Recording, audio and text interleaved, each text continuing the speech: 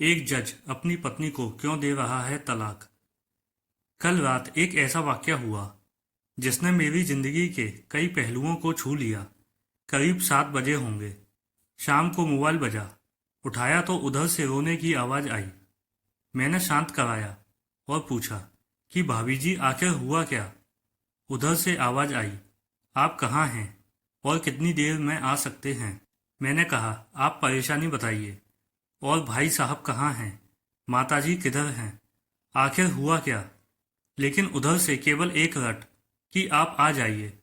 मैंने आश्वासन दिया कि कम से कम 1 घंटा पहुंचने में लगेगा। जैसे तैसे पूरी घबराहट में मैं वहां पहुंचा। देखा तो भाई साहब, जो कि एक जज हैं और मेरे दोस्त हैं, सामने बैठे हुए हैं। भाभी जी रोना चीखना कर रही हैं। 12 साल का बेटा भी परेशान है। 9 साल की बेटी भी कुछ नहीं कह पा रही है। मैंने भाई साहब से पूछा कि आखिर क्या बात है। भाई साहब कोई जवाब नहीं दे रहे थे। फिर भाभी जी ने कहा, ये देखिए तलाक के पेपर, ये कोर्ट से तैयार करा के लाए हैं, मुझे तलाक देना चाहते हैं। मैंने पूछा, ये कैसे हो सकता है। इतनी अच्छी फैमिली है, 2 बच्चे हैं, सब कुछ सेटल्ड है। पहले तो मुझे लगा ये मजाक है, लेकिन मैंने बच्चों से पूछा, दादी किधर हैं। बच्चों ने बताया, पापा ने उन्हें 3 दिन पहले नोएडा के वृद्धाश्रम में शिफ्ट कर दिया है। मैंने घर के नौकर से कहा, मुझे और भाई साहब को चाय पिलाओ। कुछ देर में चाय आई। भाई साहब को चाय पिलाने की बहुत कोशिश की, लेकिन उन्होंने नहीं पी।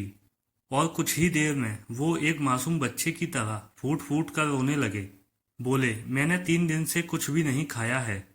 मैं अपनी 61 साल की माँ को कुछ लोगों के हवाले करके आया हूँ। पिछले साल से मेरे घर में उनके लिए बहुत मुसीबतें हो गई थीं। पत्नी ने कसम खा ली कि मैं माँ जी का ध्यान नहीं रख सकती। ना तो ये उनसे बात करती थी और ना ही मेरे बच्चे बात करते थे। रोज मेरे कोर्ट आने के बाद माँ खूब रोती थी। नौकर तक भी अपनी मनमानी से व्यवहार करते थे। माँ ने 10 दिन पहले बोल दिया, बेटा तू मुझे ओल्ड एज होम में शिफ्ट कर दे। मैंने बहुत कोशिशें की, पूरी फैमिली को समझाने की, लेकिन किसी ने माँ से सीधे मुंह बात नहीं की। जब मैं 2 साल का था तब पापा की मृत्यु हो गई थी। दूसरों के घरों में काम करके मुझे पढ़ाया, मुझे इस काबिल बनाया कि आज मैं जज हूँ। लोग बताते हैं माँ कभी दूसरों के घरों में काम करते वक्त भी मुझे अकेला नहीं छोड़ती थी। उस माँ को मैं ओल्ड एज होम में शिफ्ट करके आया हूँ। पिछले 3 दिनों से मैं अपनी माँ के एक एक दुख को याद करके तड़प रहा हूँ, जो उसने केवल मेरे लिए उठाए। मुझे आज भी याद है, जब मैं 10वीं की परीक्षा में अपीयर होने वाला था, माँ मेरे साथ रात रात भर बैठी रहती। एक बार माँ को बहुत फीवर हुआ। मैं तभी स्कूल से आया था। उसका शरीर गर्म था, तप रहा था। मैंने कहा, माँ तुझे फीवर है। हंसते हुए बोली, अभी खाना बना रही थी, इसलिए गर्म है। लोगों से उधार मांगकर मुझे दिल्ली विश्वविद्यालय से एलएलबी तक पढ़ाया। मुझे ट्यूशन तक नहीं पढ़ाने देती थी कि कहीं मेरा टाइम खराब ना हो जाए। कहते कहते रोने लगे और बोले, जब ऐसी माँ के हम नहीं हो सके तो हम अपने बीवी और बच्चों के क्या होंगे। हम जिनके शरीर के टुकड़े हैं, आज हम उनको ऐसे लोगों के हवाले कर आए जो उनकी आदत, उनकी बीमारी, उनके बारे में कुछ भी नहीं जानते। जब मैं ऐसी माँ के लिए कुछ नहीं कर सकता तो मैं किसी और के लिए भला क्या कर सकता हूँ।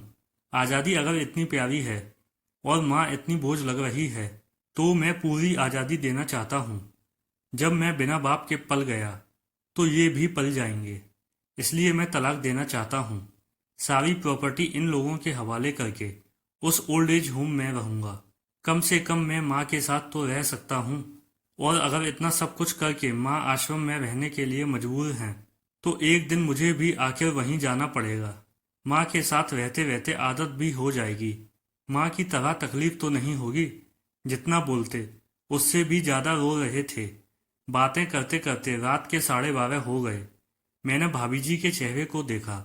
उनके भाव भी प्रायश्चित और गिलानी से भरे हुए थे। मैंने ड्राइवर से कहा, अभी हम लोग नोएडा जाएंगे, भाभी जी और बच्चे। हम सारे लोग नोएडा पहुंचे। बहुत ज़्यादा रिक्वेस्ट करने पर गेट खुला। भाई साहब ने उस गेट कीपर के पैर पकड़ लिए। बोले मेरी माँ है, मैं उसको लेने आया हूँ। चौकीदार ने कहा, क्या करते हो साहब? भाई साहब ने कहा, मैं जज हूँ। उस चौकीदार ने कहा, जहाँ सारे सबूत सामने हैं, तब तो आप अपनी माँ के साथ न्याय नहीं कर पाए, औरों के साथ क्या न्याय करते होंगे साहब? इतना कहकर हम लोगों को वहीं रोककर वह अंदर चला गया। अंदर से एक महिला आई, जो वार्डन थी। उसने बड़े कातर शब्दों में कहा, 2 बजे रात को आप लोग ले जाके कहीं मार दें तो मैं अपने ईश्वर को क्या जवाब दूंगी? मैंने सिस्टर से कहा, आप विश्वास करिए, ये लोग बहुत बड़े पश्चाताप में जी रहे हैं। अंत में किसी तरह उनके कमरे में ले गई। कमरे में जो दृश्य था, उसको कहने की स्थिति में मैं नहीं हूँ। केवल एक फोटो, जिसमें पूरी फैमिली है, और वो भी माँ जी के बगल में, जैसे किसी बच्चे को सुला रखा है। मुझे देखी तो उनको लगा कि बात ना खुल जाए, लेकिन जब मैंने कहा, हम लोग आपको लेने आए हैं, तो पूरी फैमिली एक दूसरे को पकड़कर रोने लगी। आसपास के कमरों में और भी बुजुर्ग थे। सब लोग जागकर बाहर तक ही आ गए। उनकी भी आंखें नम थीं। कुछ समय के बाद चलने की तैयारी हुई। पूरे आश्रम के लोग बाहर तक आए। किसी तरह हम लोग आश्रम के लोगों को छोड़ पाए। सब लोग इस आशा से देख रहे थे कि शायद उनको भी कोई लेने आए। रास्ते भर बच्चे और भाभी जी तो शांत रहे, लेकिन भाई साहब और माता जी एक दूसरे की भावनाओं को अपने पुराने रिश्ते पर बिठा रहे थे। घर आते आते करीब 3:45 हो गए। भाभी जी भी अपनी खुशी की चाबी कहाँ है, ये समझ गई थीं। मैं भी चल दिया, लेकिन रास्ते भर वो सारी बातें और दृश्य घूमते रहे। माँ केवल माँ है, उसको मरने से पहले ना मारें। माँ हमारी ताकत है, उसे बेसहारा ना होने दें। अगर वह कमजोर हो गई तो हमारी संस्कृति की रीढ़ कमजोर हो जाएगी। बिना रीढ़ का समाज कैसा होता है, किसी से छुपा नहीं। अगर आपके परिचित परिवार में ऐसी कोई समस्या हो तो उसको ये जरूर पढ़ाएं, बात को प्रभावी ढंग से समझाएं। कुछ भी करें, लेकिन हमारी जननी को बेसहारा बेघर ना होने दें।